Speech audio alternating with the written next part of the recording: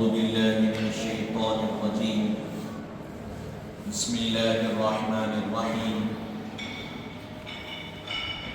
حاضرین محترم و سامعین اکرام، کل آپ اور ہم جنازے کو لے جانے کے متعلق سماعت کیے تھے کہ کس طرح جنازہ لے جایا جائے۔ اب جب جنازہ پہنچ جائے اس مقام تک جہاں قبر تیار کی گئی ہے، آخری مقام، اب وہاں جو کیا جاتا ہے اس کو کہتے ہیں دفن کرنا۔ اب اس کے متعلق احکامات ہیں یہاں سے وہ بتائے جا رہے ہیں۔ پہلے مقام پر کہا جا رہا ہے میت کا دفن کرنا بھی فرض کفایہ ہے، جس طرح اس کا غسل دینا، کفن پہنانا اور نماز پڑھنا ہے۔ جس طرح غسل دینا فرض کفایہ ہے، کفن پہنانا فرض کفایہ ہے، نماز پڑھانا فرض ہے، اسی طرح میت کا دفن کرنا بھی فرض کفایہ ہے۔ اس کے بعد کہا جا رہا ہے دوسرے مقام پر کہ میت کا اسی جگہ یا گھر میں یا جہاں وہ مرا ہو دفن کرنا مکروہ ہے، کیونکہ یہ بات انبیاء کرام علیہم السلام کے لیے خاص ہے، بلکہ اس کو مسلمانوں کے قبرستان میں دفن کیا جائے۔ میت کا اسی جگہ، یعنی جس جگہ میت انتقال سے پہلے شخص رہتا تھا اسی جگہ پر دفن کرنا، جس جگہ انتقال ہوا اس جگہ دفن کرنا مکروہ ہے، اللہ کو ناپسند ہے، کیونکہ یہ طریقہ صرف اور صرف انبیاء کرام علیہ السلام کے ساتھ خاص ہے۔ انبیاء کرام کے ساتھ اللہ نے اس کو مخصوص کر دیا کہ وہ جس مقام اور جس جگہ پر وصال پائیں گے اسی جگہ پر ان کی تربت مبارک بنائی جائے گی۔ عام لوگوں کا یا کسی کا بھی انبیاء کے علاوہ وصال ہوا تو جس جگہ ہوا وہاں دفن نہیں کریں گے، بلکہ مسلمانوں کا جو قبرستان ہے خاص، اس میں ان کو دفن کیا جائے گا۔ پھر اس کے بعد آگے کہا جا رہا ہے عام قبرستان سے مراد کیا ہے؟ اگر صالحین کے نزدیک جگہ میسر ہو تو زیادہ بہتر۔ مسلمانوں کے قبرستان میں یہاں وضاحت میں لکھ رہے ہیں اگر کوئی نیک بندوں کی مزارات ہے، متقی پرہیزگار لوگوں کی، اگر ان کے قریب جگہ مل رہی ہے تو وہ بہتر ہے اس جگہ پر دفن کرنا جو تدفین کی جا رہی ہے جس کی، اس کے لیے زیادہ فائدہ مند ہے، کیونکہ وہاں ہر آن ہر لمحہ اللہ کی رحمتوں کا نزول ہوتا رہتا ہے۔ جب بندہ اس احاطے میں اس خطے میں چلا جاتا ہے تو اللہ کی رحمت جو وہاں متقی پر برس رہی ہے اس رحمت میں اس کو بھی شامل کر دیا جاتا ہے۔ تیسرے مقام پر کہا جا رہا ہے میت کا اسی جگہ کے قبرستان میں دفن کرنا بہتر ہے، میت کا اسی جگہ کے قبرستان میں دفن کرنا بہتر ہے جہاں وہ مرا ہو۔ جس علاقے میں جس مقام پر انتقال ہوا ہو اسی مقام کے اسی جگہ کے قبرستان میں میت کو دفن کرنا بہتر ہے۔ اب اس وضاحت میں لکھ رہے ہیں اگرچہ وہ وہاں کا رہنے والا نہ ہو، اگرچہ کہ وہ اس جگہ کا رہنے والا نہیں ہے، لیکن جس جگہ انتقال ہوا اس جگہ کے آس پاس جو قبرستان ہے اس میں دفن کر دینا بہتر ہے۔ چوتھے مقام پر کہا جا رہا ہے قبر کی دو قسمیں ہیں، ایک ہے بغلی جس کو لحد کہتے ہیں، دوسری صندوقی جس کو شق کہتے ہیں۔ قبر کی کتنی قسمیں ہیں؟ دو قسمیں ہیں۔ قبر جو تیار کی جاتی ہے دو طریقے سے، دو طرح تیار کی جاتی ہے۔ ایک قبر ہوتی ہے بغلی جس کو لحد کہتے ہیں، اور ایک قبر ہوتی ہے صندوقی جس کو شق کہتے ہیں۔ اب اس کی وضاحت میں لکھ رہے ہیں کہ بغلی قبر کس کو کہتے ہیں؟ بغلی قبر بنانے کا طریقہ یہ ہے کہ پہلے پوری قبر کھود دی جائے، پھر اس کے اندر قبلے کی طرف ایک گڑھا یعنی پٹے ہوئے گھٹے ہوئے مکان کی طرح کھودا جائے، پھر اس مقدار کی میت سما، یعنی اس مقدار کے اس میں میت سما جائے، اس میں میت آ جائے۔ بغلی قبر کا طریقہ کیا ہے؟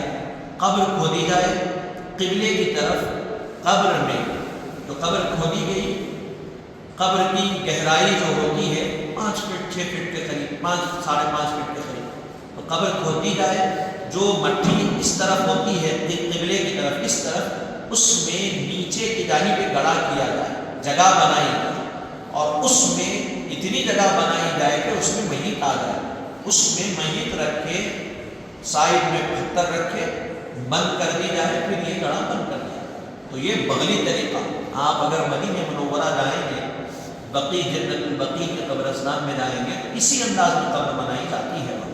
قبر کھودی گئی پورا 4 فٹ تک، نیچے 1 فٹ کا کیا جاتا ہے، گڑھا بنایا جاتا ہے اندر قبلے کی طرف، اس میں میت کو رکھ کر دفن کر دیا جاتا ہے، وہ قبر بغلی ہوتی ہے۔ پھر صندوقی قبر کیا ہے؟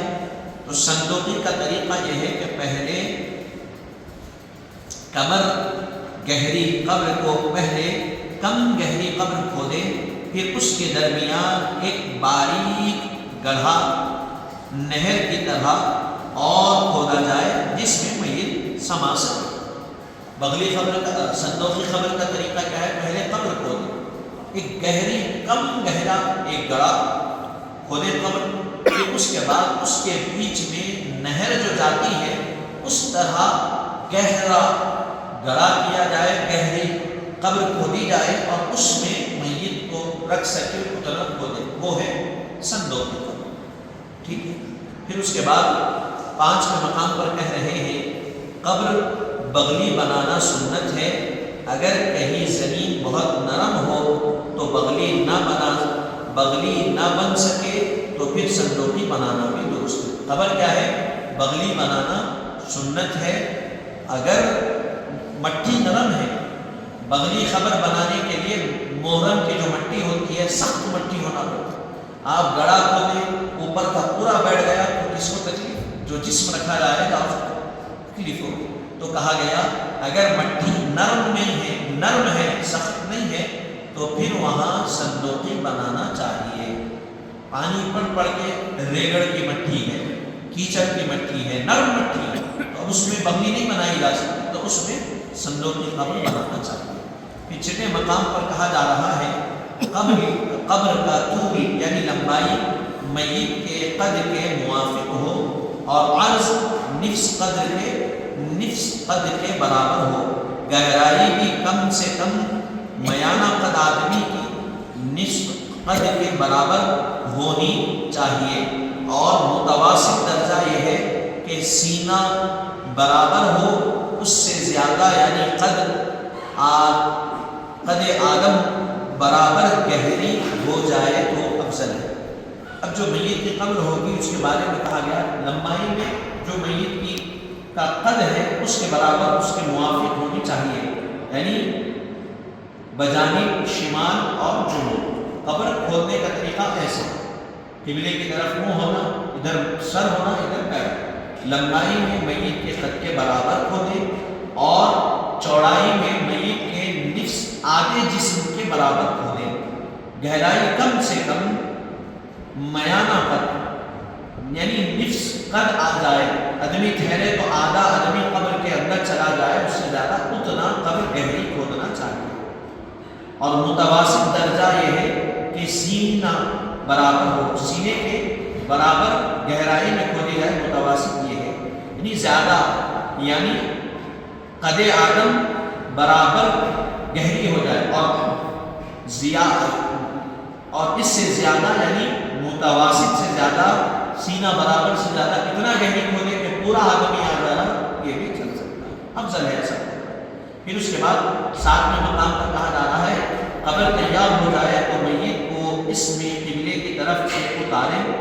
اس کی صورت یہ ہے کہ جنازہ قبر سے متصل قبلے کی جانب رکھی جائے، اور اس طرح کے سر جانب شمال ہو اور پیر جانب جنوب ہو۔ پھر اتارنے والے اشخاص قبلہ رو ہو کر کھڑے ہو میت کو اٹھائیں، بسم اللہ وعلی ملت رسول اللہ صلی اللہ علیہ وسلم کہتے ہوئے قبر میں رکھ دیں اور دائیں پہلو پر اس کو قبلہ رو کر دیں کہ مسنون ہے، پھر کفن کی گردیں کھول دیں۔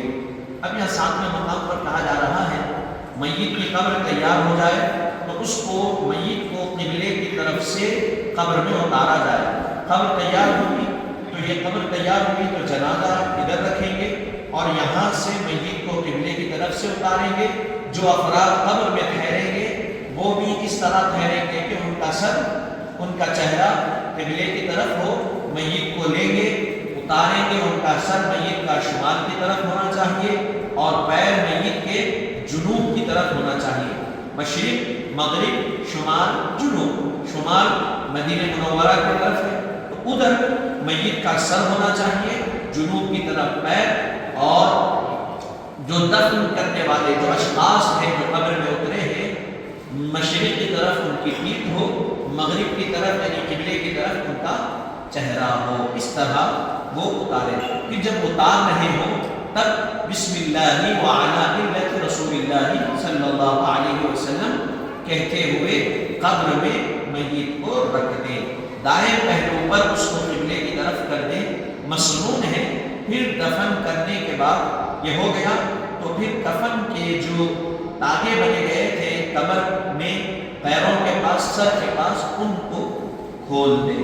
اب ان کی وضاحت میں لکھ رہے ہیں اتارنے والے کا طاقت یا جفت ہونا ضروری نہیں، ان کی کوئی تعداد مقرر ہے جس قدر آدمی اتار سکے اتارے، البتہ ان کا قوی اور طاقتور ہونا بہتر ہے تاکہ میت کو آہستہ اور آرام سے اتار سکے، نیز یہ لوگ نیک اور صالح ہو۔ یہاں کہا جا رہا ہے اتارنے والے کا عدد میں یا جفت ہونا ضروری، 3 آدمی ہونا، 5 آدمی ہونا، ایسا کوئی شرط نہیں ہے۔ ان کی کوئی تعداد مقرر ہی نہیں ہے، جتنے آدمی اتار سکتے ہیں اتاریں، البتہ ان کا قوی اور طاقتور ہونا ضروری ہے تاکہ آہستہ اور آرام کے ساتھ میت کو قبر میں اتار سکے۔ پھر جب قبر کو میت میں اتار دیں تو کون لوگ اتاریں؟ نیز اتارنے والے لوگ صالحین میں سے ہو، نیک لوگوں میں سے ہو۔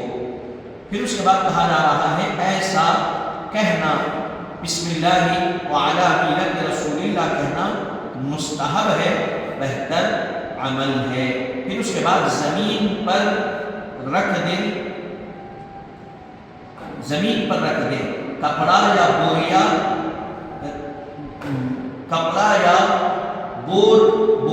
نہ بچھائیں۔ قبر میں کوئی کپڑا یا بوریا بچھانے کی ضرورت نہیں ہے، زمین پر رکھ دینا چاہیے۔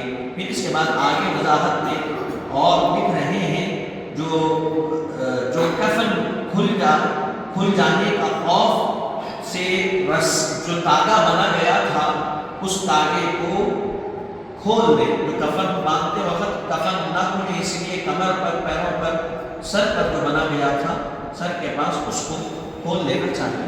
پھر 8ویں مقام پر کہا جا رہا ہے عورت کو وہ مرد، دونوں کی، عورت یا مرد دونوں کی قبر اور ان کا طریقہ دفن کا یکساں ہے، البتہ عورت کی قبر پر دفن کے وقت پردے کا کرنا مستحب ہے، مرد کی قبر پر ضرورت نہیں۔ عورت کو قبر میں اس کے محرم یعنی باپ، بیٹا، بھائی وغیرہ اتاریں گے، اگر یہ نہیں تو قریبی ورنہ بعید رشتہ دار، پھر ہماسا بھی جو لوگ موجود ہوں اتار سکتے ہیں۔ میت جو اتاری جائے گی مرد ہو یا عورت، دونوں کا طریقہ ایک ہے، دفن کا کوئی الگ نہیں، البتہ عورت کو جب قبر میں اتارا جائے گا تو اس کے لیے پردے کا اہتمام کرنا مستحب ہے، مرد کی قبر پر ضروری نہیں۔ یعنی چہرہ کھل گیا، دکھا رہے، اس کا احترام کرنا، اس سے احتیاط کرنا چاہیے۔ اور عورت کی قبر میں اتارتے وقت جو محرم ہے ان کو چاہیے کہ وہ میت کو قبر میں اتارے، یعنی باپ، بیٹا، بھائی وغیرہ قبر میں اتار سکتے ہیں۔ اگر یہ نہیں ہے تو پھر قریبی رشتہ دار اتاریں، ورنہ دور کے رشتہ دار پھر ہما سا جو لوگ موجود ہیں وہ بھی اتار سکتے ہیں۔ اب اس کی وضاحت میں لکھ رہے ہیں اس وقت تک کہ قبر پر پتھر یا برگے نہ لگا دیے جائیں۔ پھر 9ویں نمبر پر لکھ رہے ہیں، یعنی یہ کس کی وضاحت میں لکھ رہے ہیں، پردے کا خیال، جب تک قبر پر پتھریں اور سیلے نہ لگائے جائیں تب تک پردے کا احترام لحاظ رکھنا چاہیے عورت کی قبر۔ یعنی پتھریں لگ گئے تو اب اندر کیا ہے نظر تو نہیں آتا، اتنا احتیاط کرنا چاہیے۔ پھر 90 مقام پر لکھ رہے ہیں کہ یعنی حماسا موجود ہو، یعنی البتہ اجنبی یا حماسا یہ لوگ دیدار پر پرہیز کریں، اور البتہ اجنبی یا حماسا لوگ دیدار پر اور پرہیزگار پر ڈوبے ہو۔ کون ہے اجنبی لوگ کون ہو اور حماسا کون ہو؟ جو ضعیف لوگ ہیں وہ اتر کے اتار سکتے ہیں، ورنہ قریبی رشتہ دار اتارتے ہیں تو بہتر۔ 9ویں مقام پر کہا جا رہا ہے جب میت کو قبر میں رکھ چکے ہو تو کچھ اینٹ یا مٹی کے ٹکڑے قبر کو بند اس سے قبر کو بند کر دیں، اگر کچھ سوراخ رہ جائے تو اس کو بھی بند کر دیں تاکہ میت پر مٹی نہ گرے۔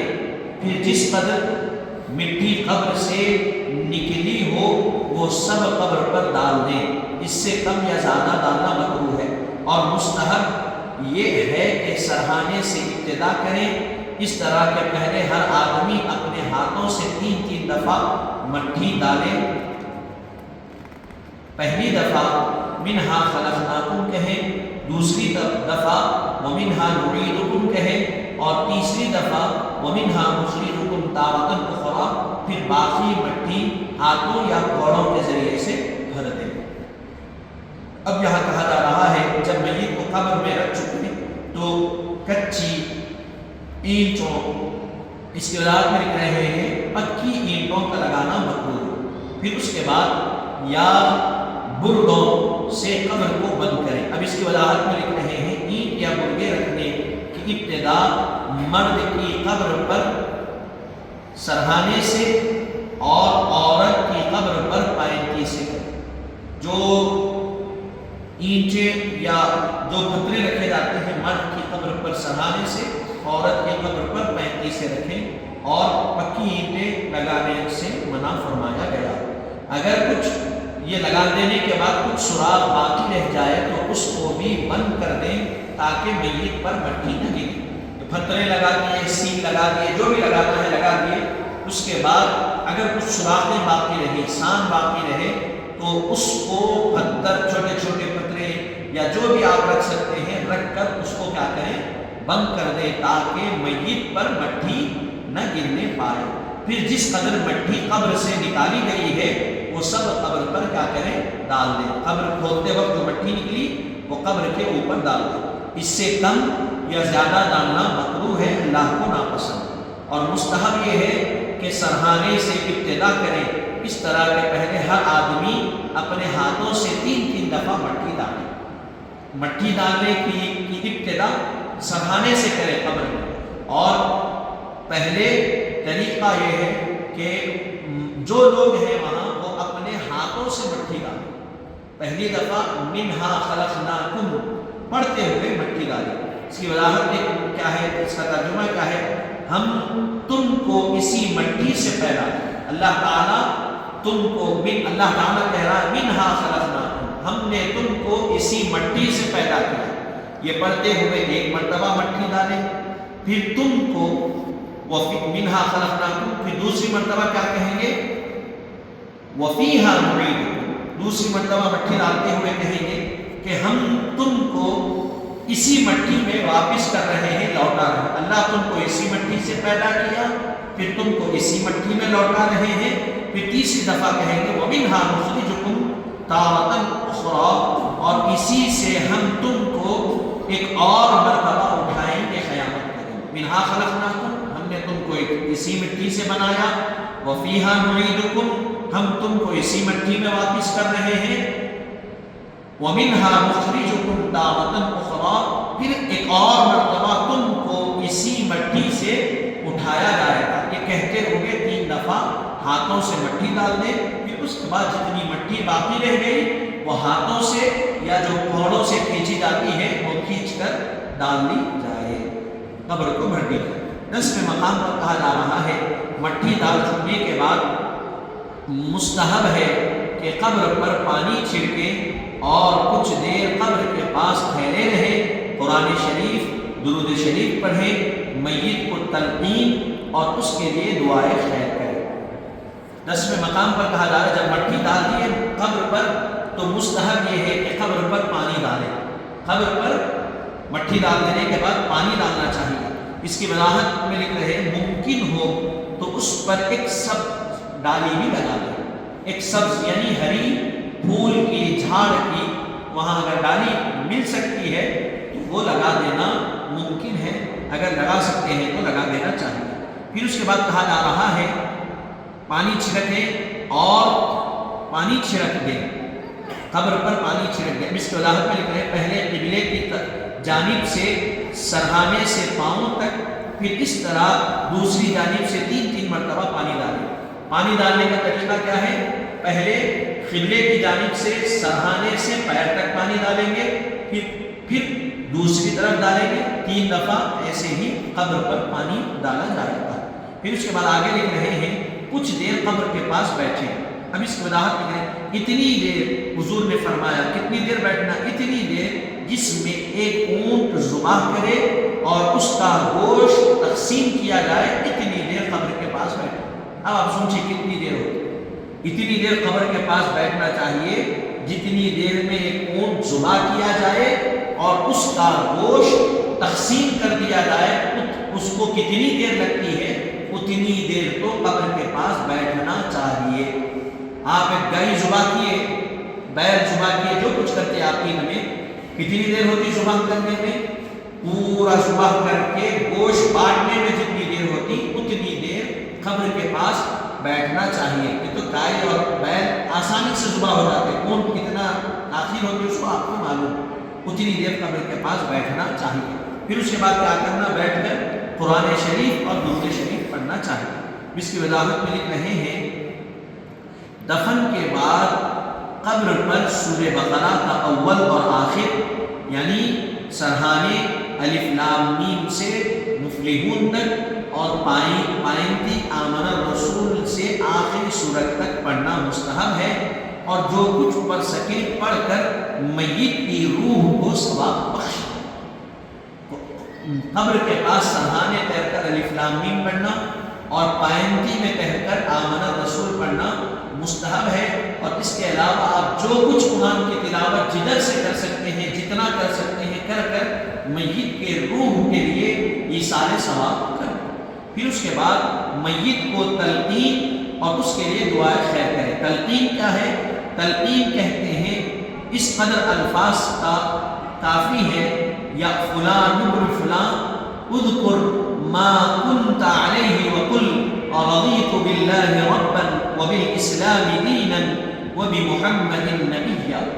ایسا کہیں یعنی فلاں کے بیٹے فلاں، مثال کا نام، مثال کے طور پر کسی کا نام عبداللہ، اس کے والد کا نام عبد الرحمن، تو کیا کہیں گے؟ عبداللہ بن عبد الرحمن اذکر، کیا کہیں گے؟ فلاں بن فلاں اس بات کو یاد رکھو، اذکر یاد رکھو، ما کنتا جس پر تو تھا، جس پر تو اپنی زندگی میں قائم تھا، جس کو تو اپنی زندگی میں کہتا تھا، ما کنت علیہ یعنی وقل اور کہو رضیت باللہ ربا یعنی اللہ تعالی اور اس کے رسول صلی اللہ علیہ وسلم پر وغیرہ اور وغیرہ پر، اور ایمان اللہ تعالیٰ اور اس کے رسول وغیرہ اور ایمان کو یاد کر.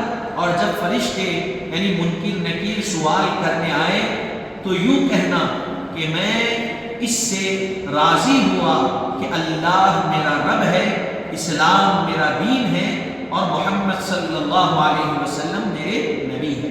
کیا کہیں گے؟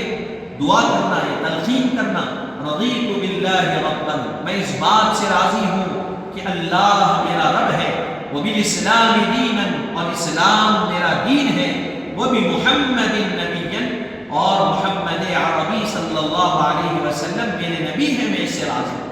میں اس بات کا مجھے علم ہے، اللہ میرا رب ہے، دین اسلام میرا دین ہے، اور نبی آخر الزمان محمد عربی صلی اللہ علیہ وسلم میرے نبی۔ تو یہ ٹھہر کے تلقین کرنا، فلاں یعنی عبداللہ بن عبداللہ، یا عبداللہ بن عبداللہ، اذکر ما کنت علیہ وقل رضیت باللہ ربا وبالاسلام دینا وبمحمد نبیا۔ یہ تلقین کرنا میت کو قبر کے پاس ٹھہر کر، جب منکر نکیر آئیں گے سوالات کرنے کے لیے، دو فرشتے، اور ایسے فرشتے، ایک اچھی صورت کا اور ایک ایسی صورت کے کہ صورت دیکھتے ہی ڈر ہو جائے، ویسے جو اچھے ہوں گے ان سے اچھا فرشتہ سوال کرے گا، اچھی حسین صورت والا، اور جو بدکار ہوں گے ان سے ویسی صورت والا فرشتہ سوال کرے گا۔ صورت کو دیکھتے ہی انسان سب کچھ بھول جائے گا، وہ ڈرا کر سوال کرے گا، ہیبت اور خوف طاری ہوگا، سوال ہوگا۔ جب سوال جواب اگر صحیح دے دیے، سوال جواب میں کامیاب ہو گئے، تو قبر کی منزل کامیاب، اور قبر کی منزل کامیاب ہو گئی تو اس کی حشر کی منزل اس کے لیے کامیاب۔ پہلی کڑی کیا ہے؟ قبر ہے۔ قبر کامیاب ہو گئی تو حشر کامیاب، سب کچھ کامیاب۔ اگر قبر میں کچھ کمی رہ گئی، ناکامی ہو گئی، تو پھر حشر میں بھی ناکامی ہوگی، رسوائی کا سامنا کرنا پڑے گا۔ تو جتنا وہاں تلقین کر سکتے ہیں میت کو، اتنا اس مقام پر تلقین کرنا چاہیے۔ تو یہ چیزیں یہاں بتلائی گئی۔ اب 11ویں مقام سے جو چیزیں بتلائی جا رہی ہیں، انشاءاللہ تعالیٰ 19 چیزیں ہیں، اس کو ہم کل سماعت کریں گے۔